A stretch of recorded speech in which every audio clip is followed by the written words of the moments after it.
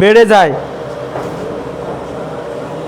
স্বাভাবিকের চাইতে রক্তচাপ বেড়ে যায়, তাকে হাইপারটেনশন বলে বা উচ্চ রক্তচাপ বলে।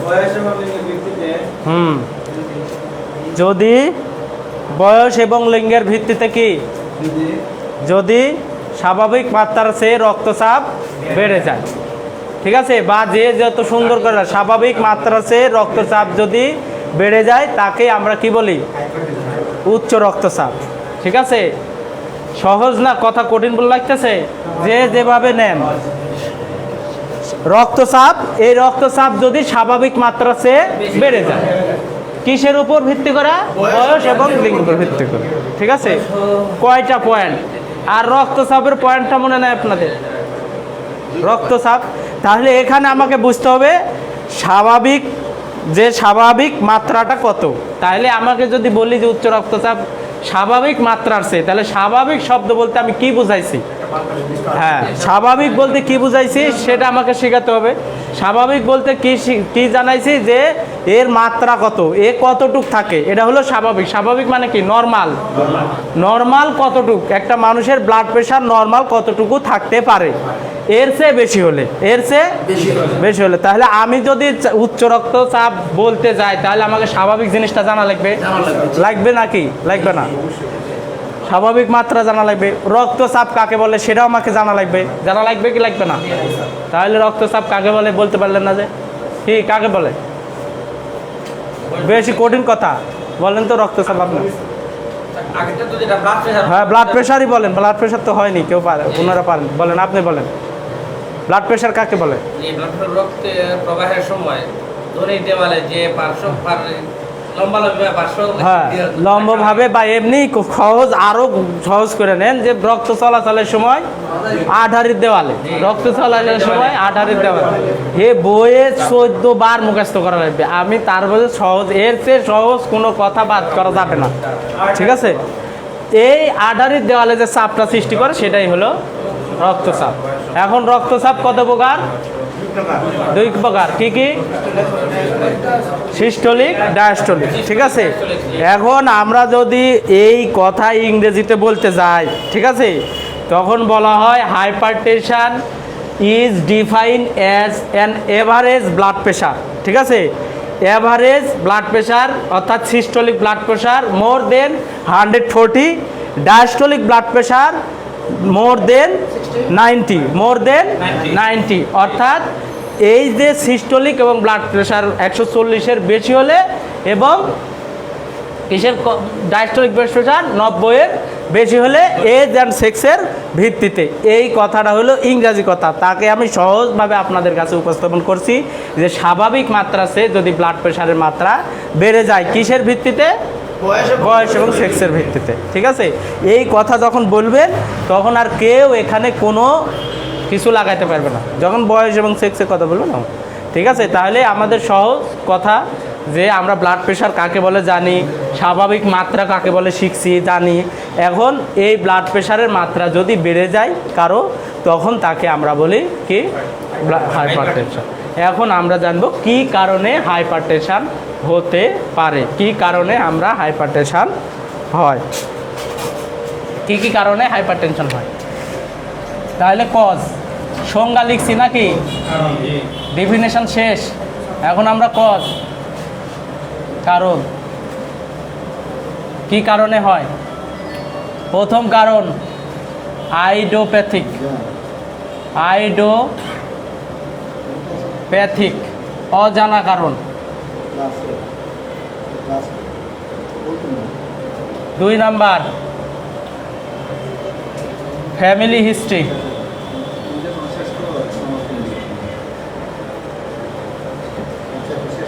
Family history.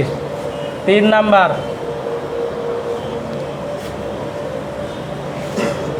কারণগুলো সাজায় লিখি, বুঝাতে সমস্যা, জি লিখে।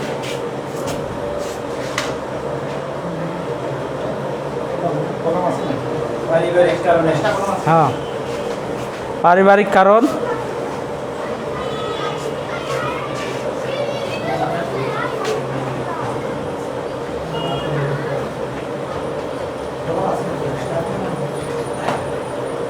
ভাই কলম আছে এক্সট্রা কলম আছে ভাই ভাই এক দিয়ে জানা না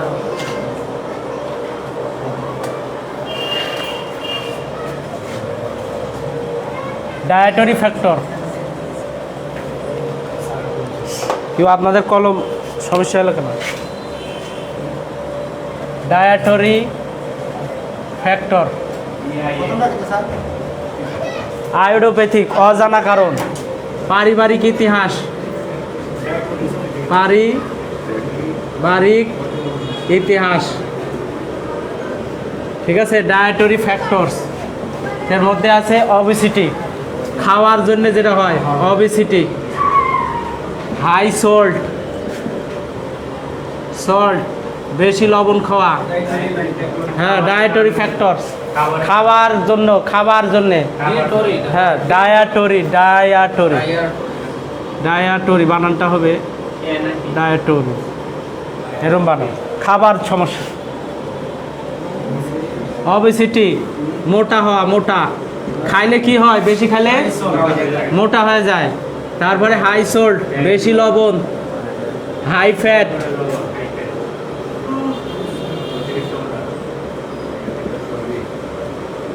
ফ্যাট, বা ফাস্ট ফুড লাগেন, ফাস্ট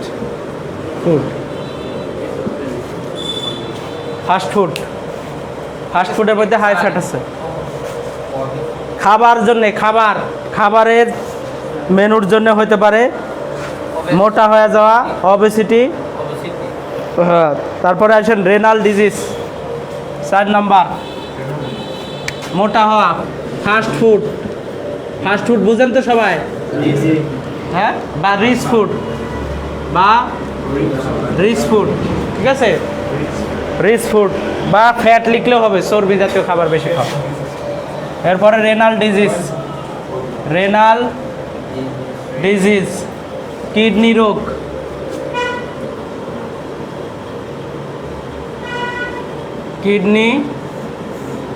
রোগ। 5 নাম্বার সেডেন্টারি ওয়ার্ক, মানে কি জানেন, বসে বসে কাজ করা, ঠিক আছে। 6 নাম্বার ড্রাগ হিস্ট্রি, ড্রাগের মধ্যে আছে কিছু ড্রাগ আছে যে ড্রাগগুলো খেলে আমাদের হাইপারটেনশন হতে পারে। সেডেন্টারি ওয়ার্ক, বসে বসে কাজ করা, ঠিক আছে। ড্রাগ হিস্ট্রির মধ্যে আছে স্টেরয়েড,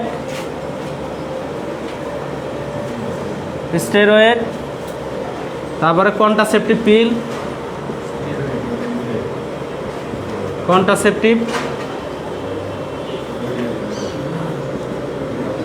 পিল, এটা জন্ম নিয়ন্ত্রণ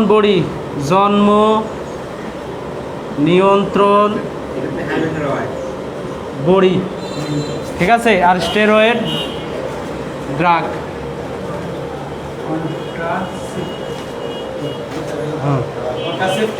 হ্যাঁ, জন্ম নিয়ন্ত্রণ বড়ি, যে মায়েরা জন্ম নিয়ন্ত্রণ বড়ি খায় তাদের কন্ট্রাসেপটিভ এগুলো হয়তো খায়।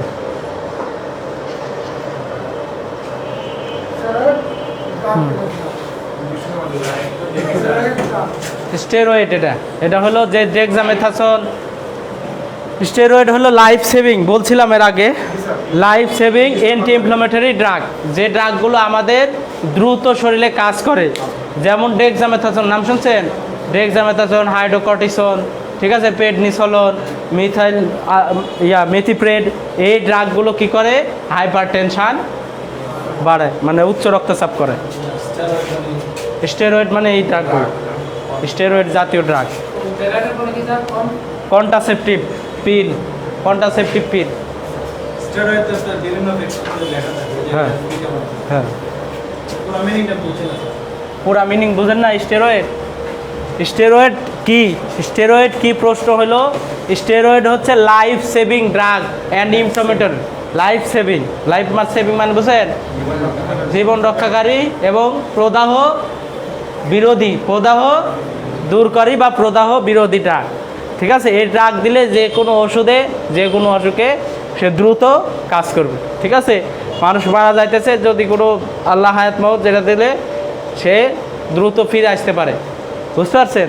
এই ড্রাগগুলো ইউজ করবে, মেডিকেলে যারা আছে তারা ইউজ করতে পারে। আর আমরা ওই যে গত স্যালাইনে ইউজ করলাম না, স্যালাইনে যদি সাইড এফেক্ট হয়, স্যালাইনে সাইড এফেক্ট হলে আমরা কি বললাম, যদি বেশি কাঁপুনি আসে, শরীর হাত পা ঠান্ডা হয়ে গেছে, এরকম যদি সমস্যা থাকে, তখন আমরা একটা স্টেরয়েড আইভি স্লোলি অথবা আইএম দিয়ে দিতে পারি। দিলে কি হবে, ওই যে কাঁপাকাঁপি বা অল্প সাইড এফেক্টটা কী হবে, কমে যাবে সাথে সাথে। ঠিক আছে, তখন আর চিন্তার কারণ নাই। ঠিক আছে, এমনি তো বলুন না, এই যে সমস্যা হয় যারা বেশি বেশি খায় তাদের তো এই সমস্যা হতে পারে। ঠিক আছে,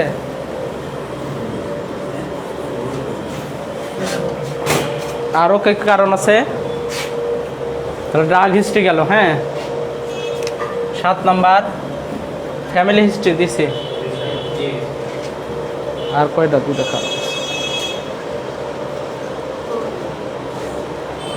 ও সরি,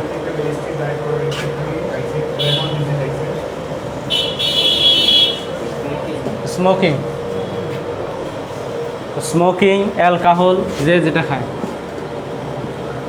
অ্যালকোহল, স্মোকিং, অ্যালকোহল, এগুলো। ধূমপান, মাদক জাতীয় দ্রব্য পান করলে,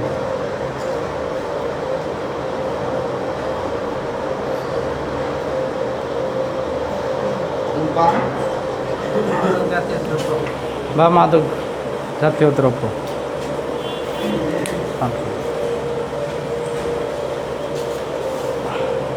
এখন বুঝলেন কিনা দেখেন কারণগুলো। আর আছেন, দেখেন কারণের দিকে তাকান, কি কি কারণে হাইপারটেনশন হয়, কি কি কারণে হাইপারটেনশন হয়।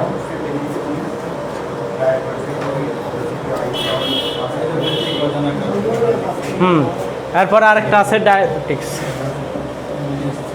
Diabetics mellitus. ডায়াবেটিক্স লিখলেই হবে, ডায়াবেটিক্স। স্মোকিং, ধূমপান আর অ্যালকোহল বুঝেন তো, মদ পান, ধূমপান, মদ পান, যে পান করুক সেটা হতে পারে। আর 8 নাম্বার দেন ডায়াবেটিক্স রোগীদের হাইপারটেনশন হতে পারে।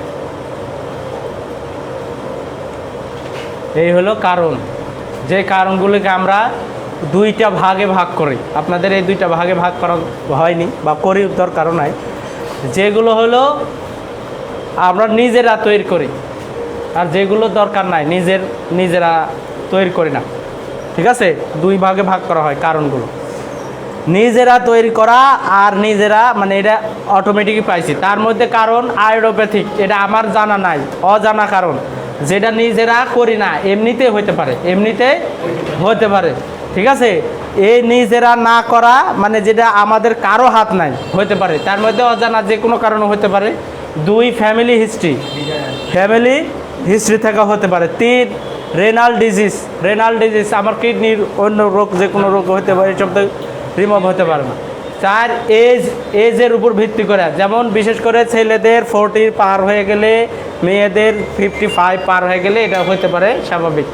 উচ্চ রক্তচাপ বেড়াতে, এটা কারোর উপর হাত নাই। বয়স কি থামা রাখতে পারবো না। এই কারণগুলো হলো কিসের উপর, মানে এগুলো আমরা দূর করতে পারবো না। এটা হতেই পারে আমার ফ্যামিলিতে যদি কারো থাকে, আমার হাইপারটেনশন হবে। যদি কারো থাকে, বাপ মায়ের যদি থাকে, আপনার যদি হয়, তাহলে আপনি আস্তে করে মেনে নেবেন যে আমার বাপ মায়ের ছিল, আমার হবে।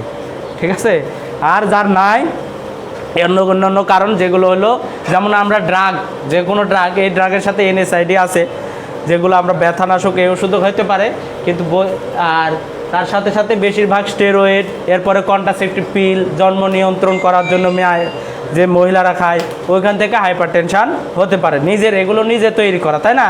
অ্যালকোহল, স্মোকিং নিজে ইচ্ছা করে খাই, তাই না? বসে বসে কাজ করে নিজে ইচ্ছা করে, কোনো হাঁটা বাড়া চলাফেরা করি না, ঠিক আছে? এগুলো নিজে তৈরি করা, এগুলো কি তৈরি করা? নিজে তৈরি করা। আর বেশিরভাগ কারণই হাইপার টেনশানের নিজে তৈরি করা, নিজে তৈরি করা। যারা হাইলি রিচ ফুড খায় বা ফাস্ট ফুড বেশি বেশি খায়, তাহলে তাদের শরীরে ফ্যাট জমা হয় বা অবেসিটি হয়, বা মোটু হয়ে যায়। এখান থেকে তাদের কি হয়?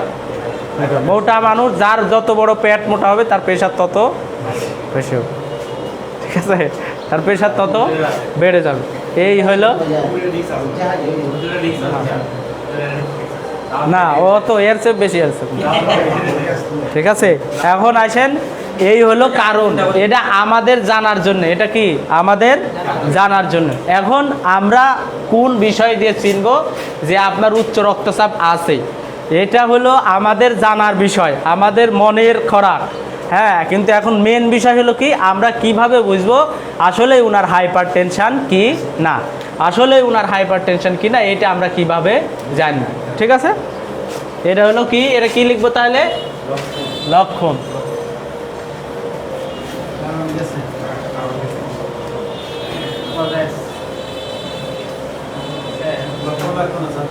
হ্যাঁ, লক্ষণ লিখবো তো, না লিখলে হবে? ক্লিনিক্যাল ফিচার,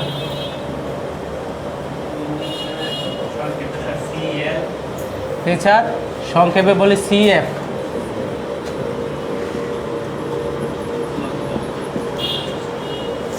লক্ষণ, ঠিক আছে? লক্ষণের প্রথমেই বলে রাখি, এই ডিজিজটা কোনো লক্ষণ প্রকাশ নাও পাইতে পারে, ঠিক আছে? মরণঘাতক, অর্থাৎ সে এমনভাবে আছে তার কোনো লক্ষণ প্রকাশ পায়নি, তারও হাই প্রেশার হয়ে বসে আছে, সে নিজেও বোঝে, ঠিক আছে? এটা হলো এটা কারণের প্রথম কারণ লক্ষণের প্রথম লক্ষণ। এমন রোগী আছে জীবনে প্রেশারও মাপেনি, জানেও না তার হাই প্রেশার। এটা আমাদের দেশে বেশিরভাগই জানেন, ঠিক আছে? লক্ষণও হয় না, হইলে মাথা ব্যথা করে, ঘাড় ব্যথা করে, ওষুধ খেয়ে নেয়, অথবা ঘুমালে ঠিক হয়ে যায়। এখান থেকে তারা বুঝে যে আর কোনো সমস্যা নাই, ঠিক আছে? সমস্যা, হ্যাঁ হ্যাঁ, আর আপনার হইতে পারে আপনার মতো। এখন দেখেন এর সাথে সাথে আর কি কি লক্ষণ দেয়া রুগী আসতে পারে, ঠিক আছে? প্রথম লেখেন headache, 2 number neck pain, 3 number dizziness, ঝিমুনি, ঠিক আছে? ডিজনেস, ঝিমানি।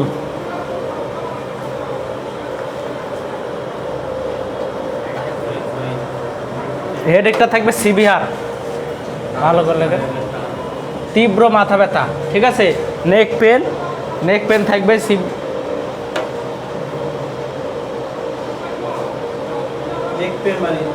ঘাড়ে ব্যথা, ডিজিনেস মানে ঝিমুনি, শরীর ঝিমায়, সিভিয়ার হেডেক, তীব্র মাথা ব্যথা। আর হলো ঝিমুনি বুঝেন? ঝিম আসে, শরীর ঝিম। হ্যাঁ। 4 number palpitation,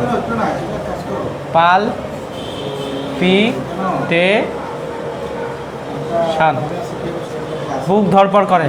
5 number অ্যানজিনা or chest pain, বুকে ব্যথা,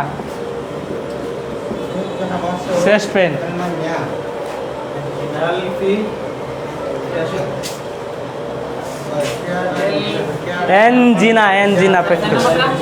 অ্যানজিনা অথবা চেস্ট পেন। 4 নাম্বার পালপিটেশন, বুক ধড়পড়,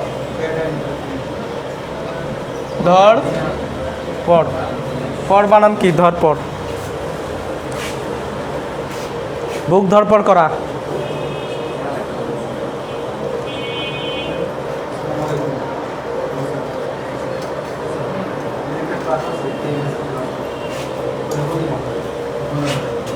ছয় নাম্বার ডিসপোনিয়া, ডিসপোনিয়া বা শ্বাসকষ্ট, শ্বাসকষ্ট। 7 নাম্বার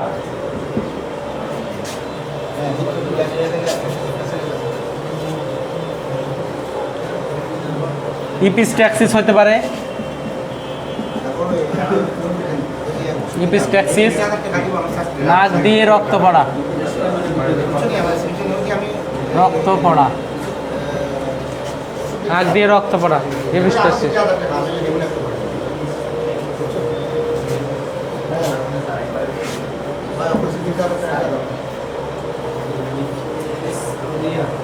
হ্যাঁ,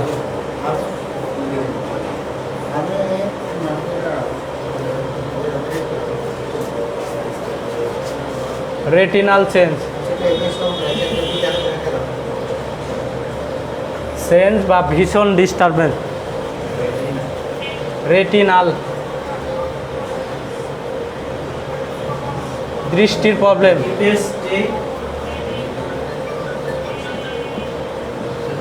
দৃষ্টির সমস্যা।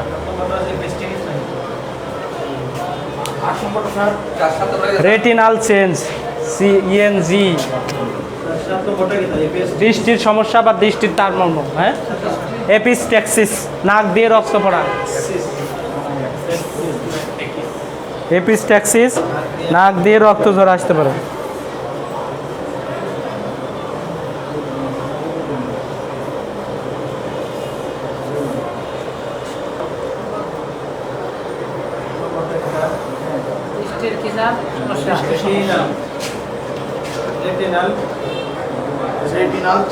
রেটিনাল চেঞ্জ বা বার্নিং ভিশন, দৃষ্টির সমস্যা, চোখে দেখতে একটু সমস্যা হতে পারে।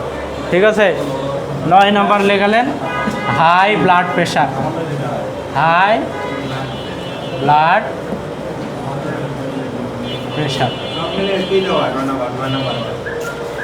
হ্যাঁ,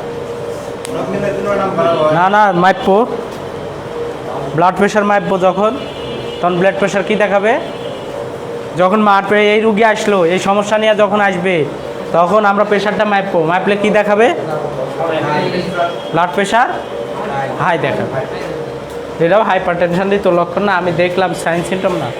যখনই হাইপার টেনশন লক্ষণ, তখনই আমার এই সমস্যাগুলোর সাথে আমরা যখন ব্লাড প্রেশার মাপবো, তখন ব্লাড প্রেশার কি থাকবে? হাই থাকবে। তখনই সব লক্ষণের সাথে আমার কি হয়ে গেল? মিলে। ঠিক আছে, লক্ষণ মিলতে পারে, ঘাড় ব্যথা এমনিও হইতে পারে। ঠিক আছে, বেশ কঠিন, কঠিন লাগছে লক্ষণগুলো, কঠিন। হ্যাঁ, অ্যাসিং নেক পেন, নেক পেনটার ধরন আছে দেখেন। বলি সিভিয়ার হেডেক, মাথা ব্যথাটা খুব বেশি, মাথা ব্যথাটা কী থাকবে? তীব্র থাকবে। তার সাথে মাথা ব্যথার সাথে রুগীর ঘাড়ে ব্যথা থাকবে। মাথা ব্যথার সাথে কি থাকবে রুগীর? অ্যাসিং পেন বলা হয়। মাথা ব্যথার সাথে ঘাড়টা ধরে থাকবে। ঘাড়টা কি ধরা, ঘাড় কি ধরা, বুঝেন? কি বলেন আপনারা? ধরা না জানা, মানে কেমন জানি ভার মনে হইতেছে ঘাড়টা। ঠিক আছে, অ্যাসিং পেন বলা হয়। হ্যাঁ হ্যাঁ, বালিশ কুচকা বা যেটাই মনে করেন, মাথা ব্যথার সাথে কি ঘাড় ব্যথা শুরু হয়েছে। ঠিক আছে, হ্যাঁ হ্যাঁ হ্যাঁ, নেক পেন বোঝাইছি না, অনেক কিছু করে। ঠিক আছে, আমরা হাইপার টেনশনের রুগীর যে সিমটমগুলো দিছি, এই সিমটমগুলোর সাথে যখন আমরা দেখব ব্লাড প্রেশার মেপে ব্লাড প্রেশার বেড়ে গেছে, ব্লাড প্রেশার কী হয়েছে? বেড়ে গেছে, সেই রুগীকে আমরা তখন কি বলি? হাইপার টেনশন বলে চিহ্নিত করতে পারি। ঠিক আছে, এখন দেখেন তাহলে সিভিয়ার হেডেক, নেক পেন, শরীরটা ঝিমুনি দেয়। ঝিমুনি বুঝেন? ডিজিনেস, ঝিমুনি, ঘুম ভাব, শরীর উঠে তাল পাইতেছে না, তাল বেতাল করে, হ্যাঁ পাইতে পারে। এরপরে পালপিটেশন, পালপিটেশন মানে কি?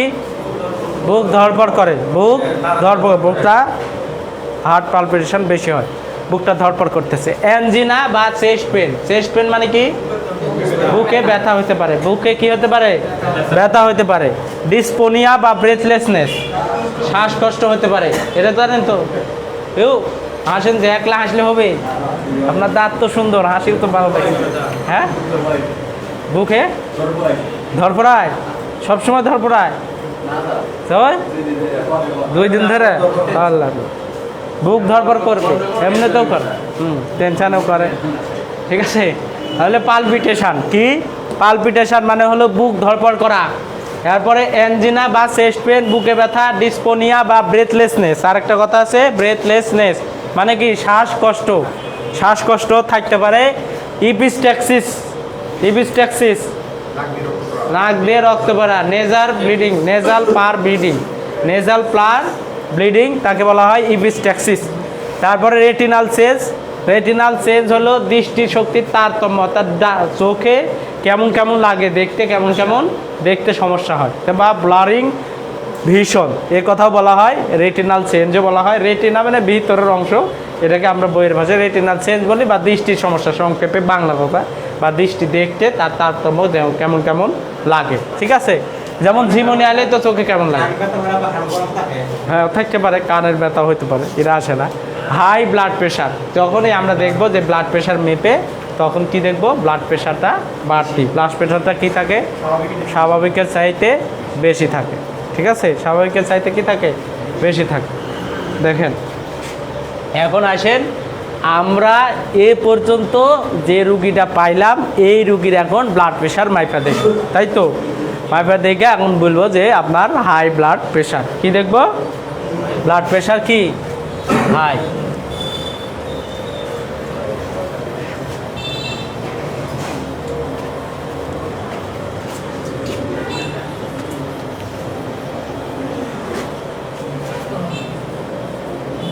কি হাই থেকে লো হয়?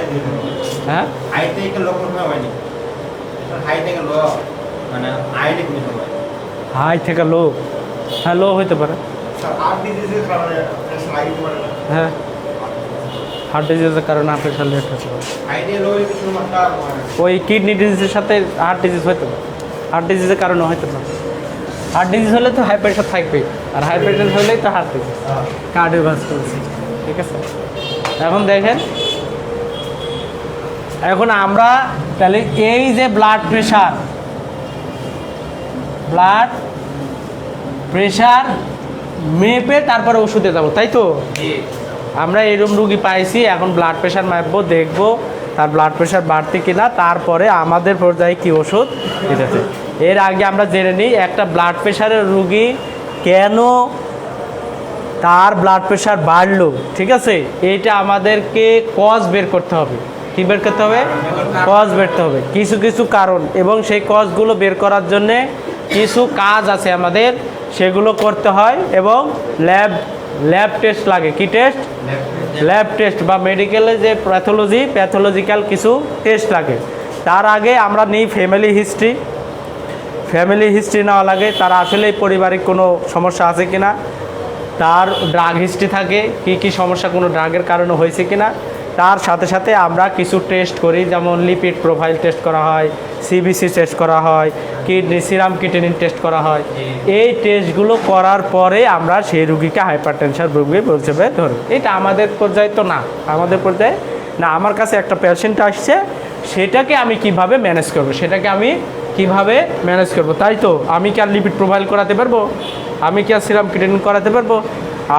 আমি সিবিসি করাতে পারবো? করাতে পারবো না। বা আমার কাছে এর সমস্যা এটা তো নাইও, ঠিক আছে। এগুলো আমরা ডাক্তারের কাছে করি। তার আগে আমাদেরকে তাহলে এই যে এই লক্ষণ নিয়ে আসলে, তখন আমরা যে ব্লাড প্রেশারটা মাপবো, মাপে আমাদেরকে বুঝতে হবে যত পড়া শেষ, পড়া সব আমার শেষ। এখন রুগী ম্যানেজের সময় এই সব সমস্যা নিয়ে আসছে, রুগী ব্লাড প্রেশার মেপে আমাকে দেখতে হবে তার উচ্চ রক্তচাপ কি না। এতটুকু কথা আমাকে বুঝে রাখতে হবে। যত কথা শিখছি তার মূল কথা আমার এতটুকু দাঁড়াবে, তাই না? কি দাঁড়াবে? এতটুকুই, যে একটা রুগী আইছে, রুগী কি জানতে চাবে? লক্ষণ কি কি জানতে চাবে রুগী? ওষুধ কি জানতে চাবে? কিছুই জানতে চাবে। ওষুধটা আপনাকে দেওয়া লাগবে যে এই ওষুধটা খান, ঠিক আছে। তাই ওই ওষুধটা খাওয়ার আগে আপনাকে আসলেই বাছাই করতে হবে যে আসলে উনি হাইপার টেনশনের রুগী কি না, ঠিক আছে। এখন এই হাইপার টেনশনের রুগী কিনা কীভাবে বুঝবো? কীভাবে বুঝবো? ঠিক আছে। তাহলে বুঝতে হলে কি করতে হবে আমাকে? হাইপার টেনশনের রুগী কিনা কি কাজ করব? আমার কাছে একটা হাইপার টেনশনের রুগী আসছে, বা এরকম কী করবো? কাজ কি আমার? একজনের উচ্চ রক্তচাপ, স্যার আমাকে ধরে শুধু মনে করেন না কিছু, সবাই বলেন আপনি। হ্যাঁ, আমাদের মূল জানার বিষয় প্রেশারটাকে আমাকে দেখতে হবে, প্রেশারটা আমাদেরকে দেখতে হবে, ঠিক আছে? কারণ তার সমস্যা কি আছে কিনা সেটা আমাদেরকে দেখতে হবে। তার আগে নিয়ম হলো যেটা আমি বলছিলাম এর আগে, ব্লাড প্রেশার আসলো আর হুট করে মেপে দিলেন তা কিন্তু না, হাসলো আর হুট করে মেপে দিলেন তাও কিন্তু হবে না। এটা আমি বলতেছি লাস্টে কী ইয়া করা। এর আগে আমাদেরকে যে প্রেশার আসলে আমরা কিভাবে বুঝবো তার প্রেশার বেশি কিভাবে, আমরা কি বলছি এজ এবং সেক্স, এজ এবং সেক্স। এখন আমি বয়স এটা তো জানি না, তার বয়স কত থাকবে এটা তো আমি জানি, আপনারা জানেন আমার 40 বছর 30 বছর বয়স, তাহলে আমার ব্লাড প্রেশার কত থাকবে এটা আপনি জানেন? কত থাকলে নর্মাল জানেন আপনি? হ্যাঁ হ্যাঁ, এইটা আমাদের জানার মূল বিষয়, এটা মনে রাখতে হবে। এখন আমার এইটা জানার মূল বিষয় তার বয়স কত, তার প্রেশারটা ঠিক আছে কিনা। আমি মাপলাম বয়স কত, বয়স অনুযায়ী তার প্রেশার ঠিক আছে কিনা। এখন এই ঠিক আছে চার্জ আছে, চার্ট আপনারা নিতে পারেন, মুখস্থ করতে পারেন, নেটে সার্চ দিলে চার্ট পাবেন। আমরা নর্মাল ভাষায় একটা সূত্র জেনে নিব, এই সূত্রের উপর আমরা ভিত্তি করে অন্তত চিকিৎসা দেব, ঠিক আছে? নর্মাল সূত্র যেটা হলো সিস্টোলিকের বেলা সঠিক, এটা বইয়ে লেখা আছে, আর ডায়াস্ট্রিকের বেলা আমি বলতেছি। তাহলে নর্মাল ব্লাড প্রেশার মাপার সূত্র,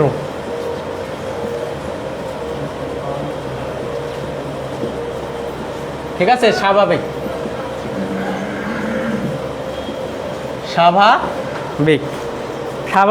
ব্লাড প্রেশার যে বের করবো মাপবো, তার সূত্র কি? সিস্টোলিক প্রেশার লিখে নেন, এটা কোথাও কেউ বের করে পাবেন না, কোনো নেট সার্চ দিয়েও পাবেন না, এটা বই ডেভিডসনের বইয়ে এই সূত্র দেওয়া আছে। সিস্টোলিক প্রেশারের সাথে, সিস্টোলিক ব্লাড প্রেশারের সাথে লিখতে পারেন। প্রেশার বের করতে হলে কি করতে হবে? বয়স প্লাস কত 90, বয়সের সাথে কত যোগ হবে? 90, বয়সের সাথে কত যোগ হবে? 90, ঠিক আছে? বয়সের সাথে 90 যোগ করলে যে সিস্টোলিক প্রেশারটা আসবে, যে প্রেশারটা বের হবে সেই প্রেশারটা সিস্টোলিকের বেলায় স্বাভাবিক। যেমন আপনার বয়স কত? 40, 90 যোগ করলে কত হয়? 30। হ্যাঁ, তাহলে 190 আর 30 কত হয়? 90 আর 40 কত হয়? 130 পর্যন্ত আপনার সিস্টোলিক প্রেশার যদি থাকে তাহলে সেটা আসবে নর্মাল। 130 পার হলে সেটা হাইপার টেনশনের মধ্যে, প্রি হাইপার টেনশনের মধ্যে ভাগ আছে। এখন আমরা যখন বড় ট্রিটমেন্টের বেলা যাই, আপনাদের ছাড়া বা যারা MBBS যারা, আমরা এই পর্যায়ে গেলে আমাদের আরও সূত্র মেনটেন করতে হয়, যেমন প্রি হাইপার টেনশন কোডটা, ক্লাসিফিকেশন অফ হাইপার টেনশন, ঠিক আছে? এখন এই বিভাগ করতে গেলে আবার ওষুধের বিভাগে যাইতে হবে, আবার প্যাথোজেনেসিস শিখতে হবে আমাদের, ঠিক আছে? এটা তো আপনাদের পর্যায়ে এত বেশি যাওয়ার দরকার নাই, কারণ আপনাদের স্বাভাবিক যদি ব্লাড প্রেশার আসে সেই রোগীটার ক্ষেত্রে, এমনকি প্রি হাইপার টেনশন কাকে বলে, হাই হাইপার টেনশন কাকে বলে, হাই প্রেশার মানে একবারে হাই কাকে বলে, এটা আপনাদের জানার দরকার নাই। এখন আমরা এই সূত্রটা পাইলাম, যার 20-30 বছর বয়স তার প্রেশার থাকবে, আমার প্রেশার থাকবে 120 বাই নিচেরটা আসে নাই। এই কথা কি বুঝতে খুব কঠিন লাগছে? কি পারবেন তো? কি বুঝলেন? কি করবেন? কিছুই বুঝছেন না? হ্যাঁ, আপনার বয়স কত? বয়স হলো 30। কত হবে? 30 হলে 120। হ্যাঁ, কোন প্রেশারটা এটা? আচ্ছা, থাকবে, এখন থাক।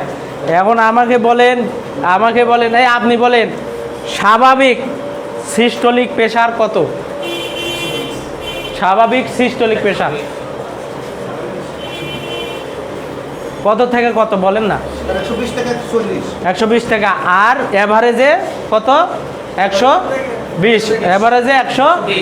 20 অ্যাভারেজে কত হয় 120 স্যার এটা আমি হ্যাঁ। জিনিসটা আমার কনফিউশন আছে আমাদের বয়সের সাথে আমরা 90 যোগ করলে যেটা হয় এটা এটা হলো সিস্টোলিক বের হলো স্যার একজন বয়স আছে মনে করি স্যার 70 হ্যাঁ এটা কেমন যাচ্ছে এখন আসেন হ্যাঁ এখন আসেন 160 হয় ঠিক আছে কত হয় 160 হয় তাহলে এই ব্লাড প্রেশারের ক্ষেত্রে তার যদি কোনো সিমটম না থাকে হ্যাঁ তার যদি কোনো সিমটম না থাকে তাহলে এটাকে আমরা স্বাভাবিক হিসেবে ধরি আর যদি এর সাথে কোনো সিমটম থাকে তাহলে তাকে আমরা প্রি হাইপারটেনশন হিসেবে ধরে ফেলি এটা হলো 50 এজের এই পাশে আমরা 50 এজের আমরা এইটাকে লক্ষ্য করি 50 এজ পর্যন্ত কত এজ হ্যাঁ কত এজ 50 ঠিক আছে থ্যাংক ইউ হ্যাঁ এই সূত্র 50-র এই পাশে 50-র 50 থেকে তাহলে আমরা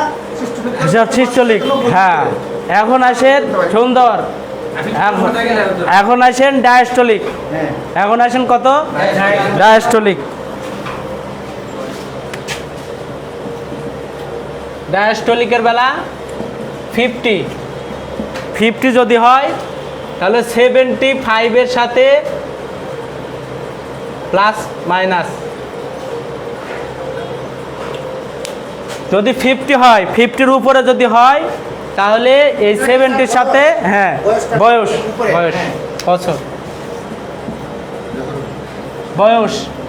বয়স যদি 50-র উপরে হয় তাহলে তার সাথে 15 যোগ হবে 15 যোগ হবে হ্যাঁ তাহলে কত হবে 50 পর্যন্ত উপরে না 50 পর্যন্ত 50 পর্যন্ত যদি হয় তাহলে তার সাথে কি যোগ হবে 15 হবে আর 50-র নিচে যদি হয় তার কাছ থেকে কত হবে 15 মাইনাস হবে 80 পর্যন্ত নর্মাল হবে 80 পর্যন্ত কি হবে নর্মাল হবে আমি বুঝছি বুঝে দিতেছি হ্যাঁ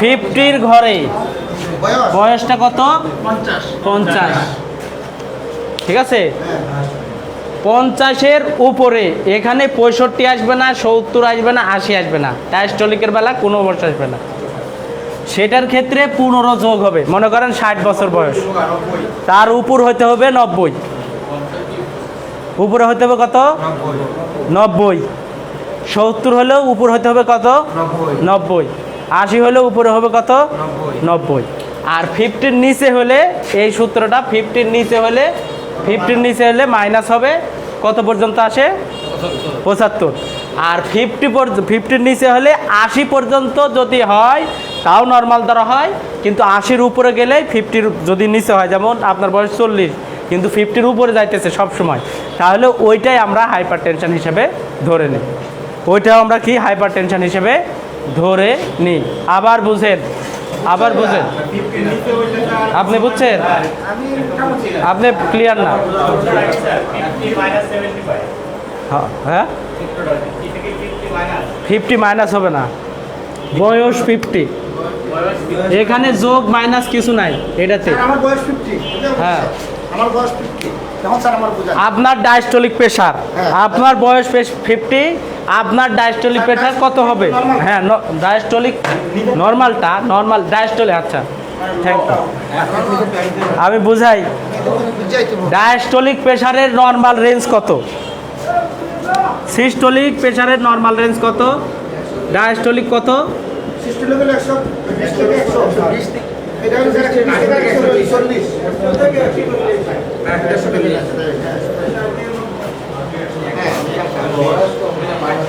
এটা কি 60 থেকে 90 নাকি 60 থেকে 90 ঠিক আছে খালি হাসতেছেন যে আপনি বুঝতেছেন খালি হাসির উপরে আছে আনন্দ আছে দেখেন সিস্টোলিক আর ডায়াস্টোলিক নর্মাল রেঞ্জ আমি এটা কি বের করেছি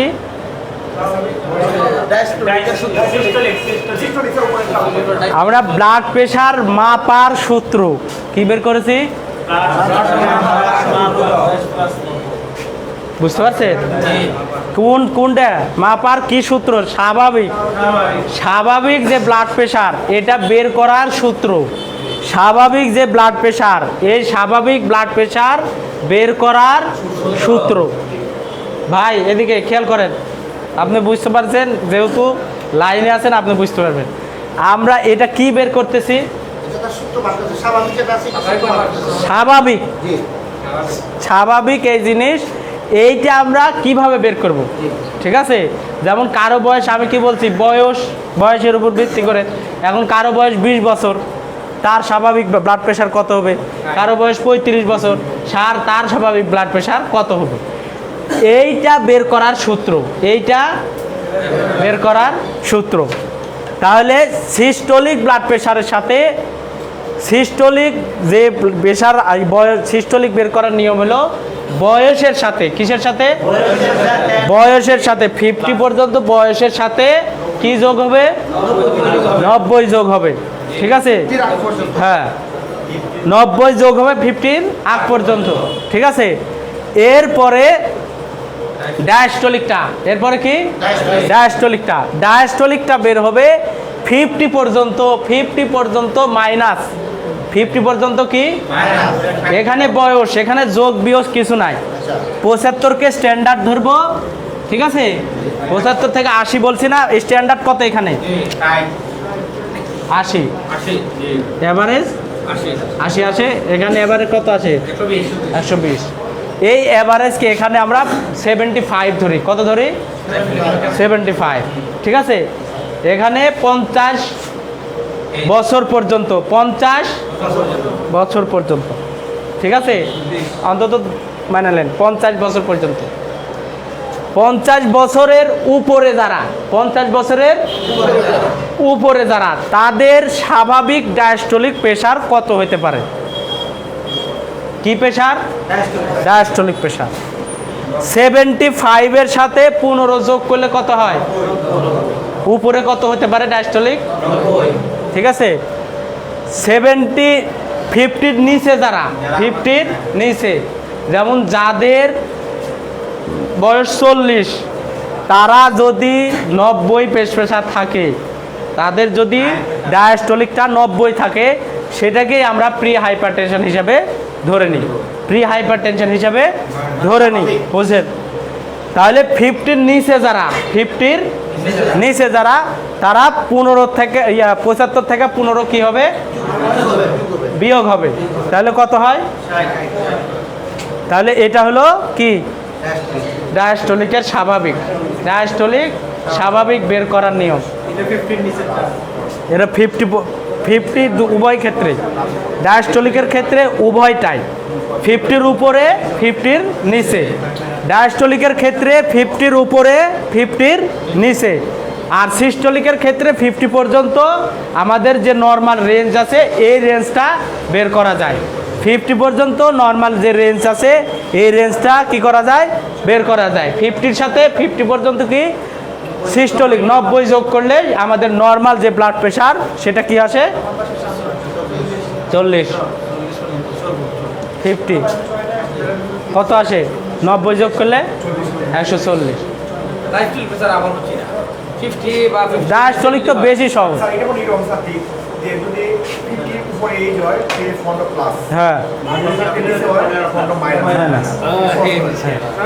এটাই তো আমি বলছি।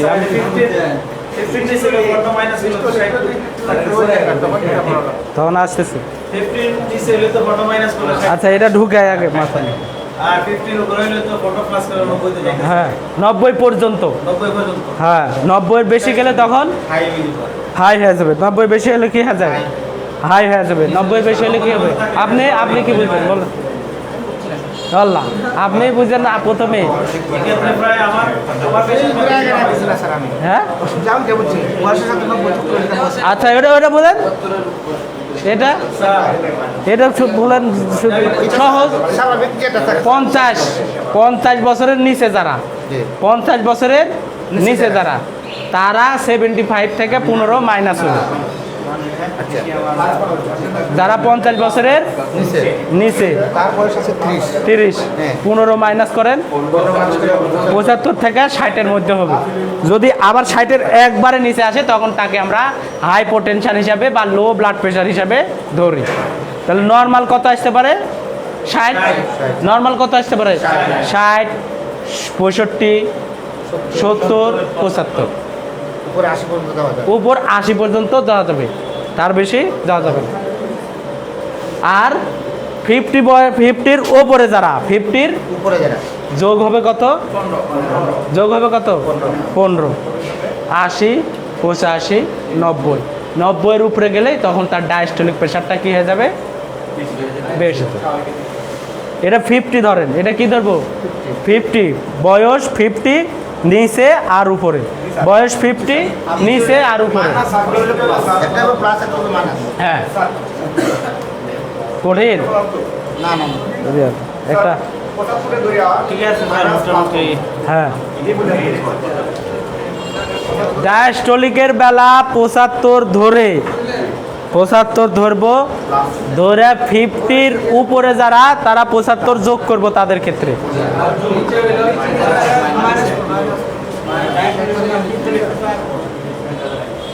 ডায়াস্টোলিক তো আরো সহজ, কঠিন লাগছে?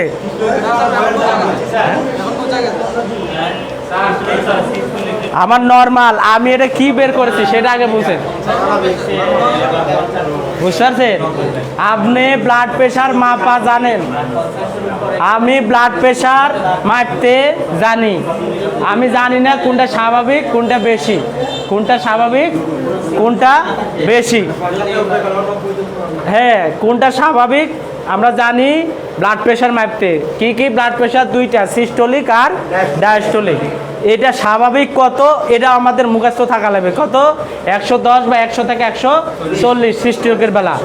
সিস্টোলিকের বেলা বয়স এবং সেক্সের ভিত্তিতে, এজ এবং সেক্সের ভিত্তিতে 60 এবং 90। 60 এবং 90 সেটা কিসের? ডায়াস্টোলিক। স্বাভাবিকের ক্ষেত্রে, স্বাভাবিকের ক্ষেত্রে।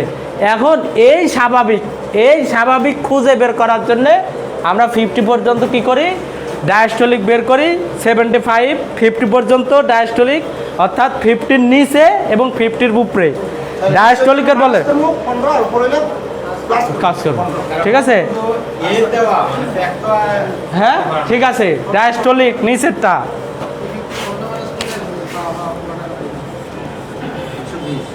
80 বা এখানে আমি ধরছি 75। ঠিক আছে? 50 বছরের নিচে যারা তারে -15, 50 বছরের উপরে যারা তারা +15। বুঝতে পারছেন?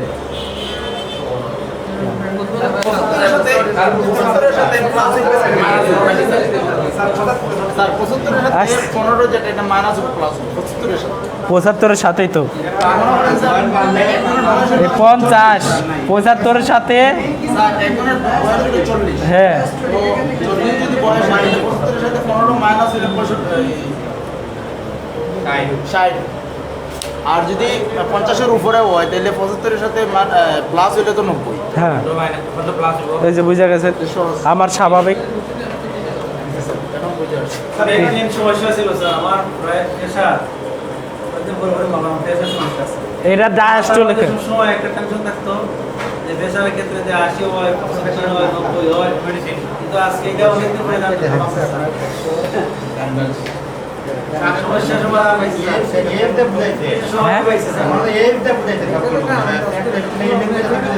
এখন যদি না হয় তাহলে আমাকে এই বয়সের চাপ দিতে হবে। স্যার আমার হ্যাঁ হ্যাঁ, 60-এর নিচে আলি তো লো প্রেশারে। যখন আমার সিস্টোলিক যখন আমি 100-র নিচে পাবো তখন কি প্রেশার হবে? লো প্রেশার হবে না? সিস্টোলিক যখন আমি আসতেছি, আপনার কথা আমার মনে আছে, এরা বলে হ্যাঁ 60-এর উপরে গেলে 90 যখন উপরে 60-এর উপরে যায় তখন ওই প্রেশারকেও নর্মাল বলা হয়, যতক্ষণ পর্যন্ত তার কোনো সমস্যা না হয়। ঠিক আছে? না হয়, যদি কোনো সমস্যা হয় আর জীবনে থাকে, মাথা ব্যথা থাকে বা হার্টের কোনো সমস্যা থাকে, ওইটাকেই আমরা প্রি হাইপার টেনশন হিসাবে ধরে নিই। ঠিক আছে, এটাই বুঝছেন এ কথা, প্রি হাইপার টেনশন। করতেছি যে মানে তার বয়স 50-এর নিচে, হ্যাঁ কিন্তু তারপরে এখন তার প্রেশার আইতেছে 130 বা 60। হ্যাঁ 130/60 দেখি নরমাল। দেখেন 50-এর উপরে কত, বয়স কত, 50-এর নিচে বয়স কত, বয়স 40 যোগ করেন, সিস্টোলিক কত বের হয়, 90+। সিস্টোলিক কত হয়, 130 আপনি এটা সিস্টোলিক তো বুঝেননি। মানে তার বয়স এখানে 90+। হ্যাঁ যোগ করেন, হ্যাঁ চল। তখন 60, তাহলে ডায়াস্টোলিকও ঠিক আছে। এখানে যদি বাড়ে 50-র নিচে যদি হয়, বাড়লে ডায়াস্টোলিক বাড়ে 80 হবে, 80-র উপরে 1 হলেই তখন আমরা এটাকে সমস্যা হিসাবে ধরে নেব। স্যার এই জন্য বয়স হলো 55 বছর। হ্যাঁ তো এই ক্ষেত্রে আপনার প্রেশার হইতেছে উপরে হইতেছে মনে করেন 140 আর নিচে হইতেছে 80। তো হইলে এই ক্ষেত্রে আমরা কি করতে মানে এই ক্ষেত্রে প্রেশার কতটুকু আছে? হ্যাঁ 140/80। 140/80, 55 বছর বয়স। 55 বয়স কত হচ্ছে, 55-র সাথে 90 যোগ করেন, 45 কত হয়, 45। আর এখানে কত হয়, 90। এখানে কত হয়, সরি এখানে কত আছে, 80। ঠিক আছে, 80 পর্যন্ত আমরা ডায়াস্টোলিককে নর্মাল হিসেবে ধরি। কত পর্যন্ত, 80 পর্যন্ত। 80 পর্যন্ত আমরা ডায়াস্টোলিকে নর্মাল। এই ভাই খুব কঠিন মনে হয়েছে আপনার, কি বুঝলেন? আমি যদি বোঝাতে না পারি তাহলে আমি কিন্তু আমার ব্যর্থতা, এটা আমি মনে করি। আমার স্টুডেন্ট, কিন্তু বিষয়টা একটু স্যার একটা প্রশ্ন আছে। হ্যাঁ কি বলেন, স্যার যে বয়সের লিঙ্গের ভিত্তিতে যদি স্বাভাবিকের থেকে বেশি হয় তাহলে রক্তচাপ এটা বা হাইপারটেনশন। হ্যাঁ তাহলে আমরা যে বললাম না এটা পুরুষেরটা বললাম না, এটা লিঙ্গ এবং বয়সের লিঙ্গের ব্যাপার। হ্যাঁ লিঙ্গটা তো স্যার ক্লিয়ার বয়সেরটা ক্লিয়ার। আরে বাবা ঠিক আছে, উভয় লিঙ্গের, লিঙ্গের ক্ষেত্রে বলা হয়েছে যে কথা সেটা হলো বয়স যে 50, যেমন লিঙ্গের ক্ষেত্রে একটা 45, আমাদের মেয়েদের 45-এর উপরে গেলে ব্লাড প্রেশার বাড়তে থাকে। আর এজের ক্ষেত্রে ছেলেদের ক্ষেত্রে 40 পার হলেই না, 55-এর উপরে গেলে মেয়েদের ব্লাড প্রেশার বাড়তে পারে। আর লিঙ্গের ক্ষেত্রে যখন 40 পার হয় ছেলেদের, তখন ব্লাড প্রেশার বাড়তে পারে। এটাই হলো লিঙ্গভেদ। আর বাকি যে কথা বলা হয়েছে যেগুলো স্বাভাবিক মাত্রা, এগুলো ওই কম বয়সে স্বাভাবিকের মধ্যেই থাকে, এই জন্যই ওখানে লিঙ্গভেদ করা হয়েছে। আমরা 58 এর উপরে যেটা আমরা যোগ করি তাহলে মহিলাদের ক্ষেত্রে আমরা 45 এর মধ্যে যোগ করতে পারি। হ্যাঁ যোগ করতে পারবেন, সমস্যা নেই। এভারেজ এখানে 60 বছর বয়স যারা, ঠিক আছে, তাদের ব্লাড প্রেশার 150 নর্মাল হিসাবেই ধরা হয়। 60-70 বছর এখানে কোনো বইয়ে দেখবেন 150 পর্যন্ত নর্মাল, কোনো জায়গাতেই দেখবেন 150 পর্যন্ত কি করা হয়, নর্মাল ধরা হয়। হ্যাঁ উপরেরটাই ধরা হয়। সেটাকে আমরা ওইখানে যদি কোনো সমস্যা না থাকে, যদি তার কোনো শারীরিক সমস্যা না থাকে, ব্লাড প্রেশার তখনই আমরা যখন বুঝতে পারি তখন তার সিমটম একটা না একটা থাকবেই, একটা না একটা কি আছে থাকবেই। যারা আর্মি ট্রেনিং করে, যারা মার্শাল আর্ট করে, যারা জিম করে, তাদের প্রেশার সব সময় বেশি থাকে, তাদের প্রেশার সব সময় বেশি থাকে। 160, 90, 170, 90 নিয়ে ওরা ঘুরে বেড়াতেছে। হ্যাঁ নর্মাল ধরা হয়, কারণ তাদের ভেসও ডাইলেটেড হয়ে গেছে। ভেসও কি হয়েছে, ব্যায়াম করতে করতে করতে করতে তার যে হার্টের প্রেশার রক্ত দিতে দিতে দিতে যে ওটা স্বাভাবিক হয়ে গেছে, তার শরীরের সাথে কি হয়েছে, মানানসই হয়ে গেছে। তার কর্মক্ষেত্র আবার বুঝতে হবে, তার কর্মক্ষেত্র কি করতে হবে, বুঝতে হবে, বুঝে তারপরে ট্রিটমেন্ট দিতে হবে। ঠিক আছে, এখন আসেন ট্রিটমেন্ট নেবেন না? হাই ট্রিটমেন্ট, তারপর লো ট্রিটমেন্টের বেলা যদি না বুঝেন বয়সটা কত পর্যন্ত 90 করতে পারবো? করেন যত পর্যন্ত পারেন বয়স 90 হলো, 90 হইলেই সম্ভব। করেন। স্বাভাবিকের বেলা কি যে লক্ষণগুলো আছে এগুলো কি থাকবে? হ্যাঁ স্বাভাবিকের অবস্থা যদি লক্ষণগুলো থাকে তাহলে স্বাভাবিকের অবস্থায় লক্ষণগুলো থাকে, একজনের বয়স তাহলে অন্য দিকে যাবে। 90 হইলে এটা কি 90 দিয়ে যোগ করতে পারবো? হ্যাঁ এটা বলছি না, 50-র উপরে যখন যাবে সেই ক্ষেত্রে একটু ধরন আলাদা। কি আপনারা কি না না ও আগে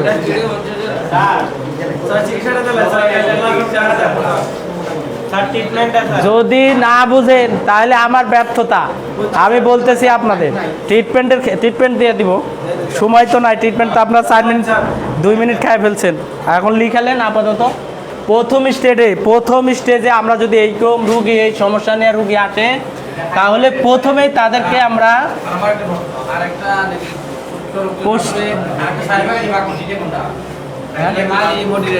মাইল্ড, মডারেট, সিভিয়ার, যেটাকে ক্লাসিফিকেশন বলি আমরা, ক্লাসিফিকেশন। এই মাইল্ড, মডারেট, সিভিয়ার, যেটাকে আমি বললাম প্রি হাইপারটেনশন, হাই হাইপারটেনশন, লো হাইপারটেনশন, এই ব্যালেন্সটা আপনাদের পর্যায়ের দরকার নাই, বোঝা গেছে? কারণ কি, এখানে ট্রিটমেন্টের করতে গেলেই আপনাদের এখানে পরীক্ষা নিরীক্ষার বিষয় আছে, ঠিক আছে? কি কারণে তার যে কোনো হাইপার টেনশনের রুগী যখন পাবেন, তার আগে আপনাকে মনে রাখতে হবে কি কারণে হাইপার টেনশনটা হইতেছে। আর এখনই ব্লাড প্রেশার মাপছেন, সাথে সাথে ব্লাড প্রেশারের ওষুধ দিয়ে দিবেন, তা কিন্তু না, ঠিক আছে? প্রথম স্টেজে ব্লাড প্রেশার বাড়ছে, তাকে অন্তত 2 থেকে 3 দিন আমরা কোনো ব্লাড প্রেশারের ওষুধ দিয়েই না। প্রথমে আমরা যে ট্রিটমেন্টটা দেব,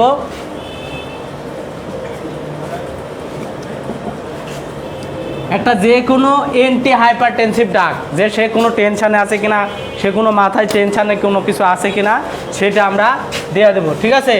তারপরে কি দিতে পারি আমরা, কি আছে, মেলিক্সোল আছে, মেলিক্সোল, হ্যাঁ, ফ্লুপেন্টিজোল, হ্যাঁ, ফ্লুপ্লেক্টোসিন, আর হলে অ্যামিট্রোপিন, হ্যাঁ, মেলিক্সোন, এনজেন্টা, যা দেন এনজেন্টা, গ্রুপের নাম আমি ফ্লুপেন্টিজোল, অ্যামিট্রোপিন, ঠিক আছে? 3 দিন, ঠিক আছে? এর সাথে সাথে ঘুমের ওষুধ দিবেন, ক্লোনাজিপাম দিতে পারেন, রিভোটিল, সিরোটিন, মেলিক্সোল। উপাদান হলো ফ্লুপ্লেন্টিজোল প্লাস হলো অ্যামিট্রিপ্লিন, না কি দাম বলে মনে করেন, হ্যাঁ, মেলিট্রাসিন, সরি, থ্যাংক ইউ, মেলিট্রাসিন, রিভোটিল 3 দিন, ঠিক আছে? এই 3 দিন সেই ওষুধটা খাবে, তার সাথে সাথে আপনি কি করবেন, ব্লাড প্রেশারটা মাইপতে দেখবেন, ব্লাড প্রেশারটা কি করবেন, রিডিং দিবেন, এই 3 দিন সকালে পর্যবেক্ষণ করবেন। তার সাথে আপনি যদি অ্যাড করতে চান, তাহলে সবচেয়ে গ্রহণযোগ্য যে ওষুধটা, সেটা হলো লোসারটান, লোসারটেন, ACE ইনহিবিটর। আমরা যখন ফার্মাকোলজি পড়ব, এই হাইপারটেনসিভ ড্রাগ কখন আমরা কোনটা ইউজ করব, সে সম্পর্কে আমরা জানতে পারবো ভালোভাবে, ঠিক আছে? 25 আছে, 50 mg আছে, ঠিক আছে? একটা করে চলবে, এই 3 দিন আপনি চালায় দেখতে পারেন, ঠিক আছে? সকালে দিতে পারেন, রাতেও দিতে পারেন, তিনটা একসাথে চলবে। অথবা আপনার যদি মনে হয় তার বিষের কারণে চলছে, তাহলে দ্বিতীয় স্টেজে আমরা এটা দিই। গর্ভাবস্থায় কে বললে এটা? Thank you. গর্ভাবস্থায় আলাদা, দ্বিতীয় স্টেজে। এটা হলো প্রথম স্টেজ, প্রথম ধাপ 3 দিন স্বাভাবিক। আমি বলছি প্রথম ধাপ 3 দিন, এই 2টাতে চিকিৎসা চলবে, ঠিক আছে? দ্বিতীয় ধাপ এর সাথে এটা যোগ করে দিবেন, দিয়া দেখছেন যে কন্ট্রোলে আইছে, দিয়া দেখবেন কি কন্ট্রোলে। এই 2 দিন বা 1 দিন খাওয়ার পরে বুঝতে পারবেন যে ব্লাড প্রেশার কমছে কিনা। এখানে আমরা 3 দিন অপেক্ষা করি না, যেটা বলার কথা। হ্যাঁ, 2টা আমি বলছি, প্রথম ধাপে 2টা দেওয়ার পরে আজকে খাইছে, কালকে আবার মাপি, আমরা মেপে দেখবো যে প্রেশার ঠিক আছে কিনা। যখনই বাড়তি থাকে তখন আমরা এটাই দিয়ে দিই, আর 3 দিন অপেক্ষা করি না, এটা যোগ করে দিই। তারপরে যখন প্রথম দিনে দেখলাম এটা তো হচ্ছে না, এটা 50 করে দিই। কত করে দিই? 50, 25, 50 করে দিই। দিয়া যদি দেখে যে নিয়ন্ত্রণে আসছে, তাহলে বুঝতে পারে যে তার বা এই 3 দিন পর পর মাপে দেখি, যদি তাও নিয়ন্ত্রণে না আসে তখন আমরা আরও ওষুধ যোগ করতে পারি। যে ফ্লেক্সোকার্ড আছে, এমলোডোপিন, অ্যাটোনল, এগুলোর সাথে একসাথে যোগ করা হয়। এরপরে যদি দ্বিতীয় পুরাতন রোগী হয় সেই ক্ষেত্রে আমরা অ্যামলোডিপিন ব্যবহার করতে পারি, বা অ্যামলোকাল প্লাস যেগুলো আছে, অ্যাটোনল, প্রোপানল, ফ্লেক্সোকার্ড, এইগুলো ওষুধগুলো আমরা দ্বিতীয় তৃতীয় স্টেজে ব্যবহার করি। প্রথম স্টেজে আপনাদেরকে মনে রাখতে হবে এই 2টা ওষুধ, তার সাথে এইটা, তার সাথে কি এইটা, তার সাথে এইটা, আরেকটা। আমাদের মানে সীমাবদ্ধতা মানে প্রেশারের ওষুধ কতটুকু পর্যন্ত, মানে প্রতিরোধ একটা মানে রিঅ্যাকশনও আছে। হ্যাঁ, রিঅ্যাকশান এই লোসারটন পর্যন্ত আপনাদের জন্য বেস্ট। যে কোনো একটা গ্রুপ, যখন আমি ফার্মাকোলজি পড়াবো, যখন আমরা এই যে ইয়াটা পড়াবো, তখন আমরা যে ফার্মাকোলজি পড়তে গেলে তখন আমরা জানবো তার মধ্যে সবচেয়ে গ্রহণযোগ্য, সবচেয়ে সাইড ইফেক্ট কম, যা কোনো রিসেপ্টরে প্যাথোজেনিসি আছে, যে প্যাথোজেনিসি ব্লাড প্রেশার কেন বাড়ে, সেই প্যাথোজেনিসির মধ্যে আমরা এটা হলো এসি এনজিওলোসিন ইনহিবিটর। ঠিক আছে, এই এসিআই ইনহিবিটরটা সব ক্ষেত্রের উপর কাজ করে। তাই আমাদের পর্যায়ে আমরা লোসার্টন পটাশিয়াম দিয়া ট্রিটমেন্টটা শুরু করব। লোসার্টন পটাশিয়াম, কি নাম এর গ্রুপ নাম? লোসার্টন পটাশিয়াম। হ্যাঁ, ওসার্টিন %, এগুলো কি এটা হলো